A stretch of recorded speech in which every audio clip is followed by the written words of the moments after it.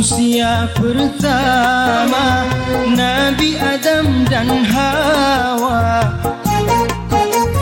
atas izin Tuhannya diciptakan di surga. Di saat Nabi Adam bahagia penuh cinta, terlena dan tenggelam kenikmatan di surga. Ketika iblis datang menggoda merayunya, makan buah terlarang meruntuhkan imannya. Manusia pertama Nabi Adam dan Hawa, atas izin Tuhannya diciptakan di surga. Di saat Nabi Adam bahagia penuh cinta, terlena dan tenggelam kenikmatan di surga.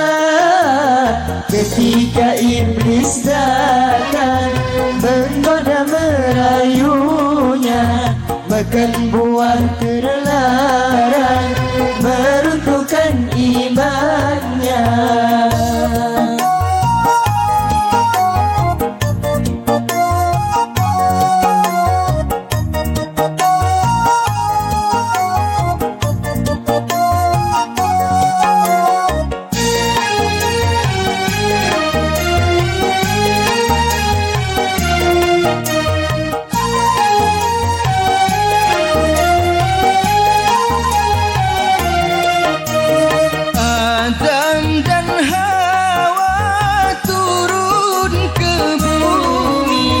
Demi hukuman yang dijalani,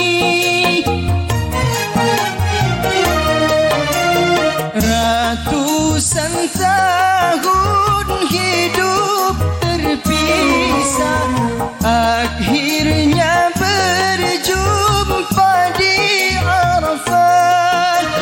Bukit Jabal Rahmah menjadi saksi bisu Nabi Adam dan Hawa saling melepas rindu. Kisah cinta di surga oh kembali menyatu.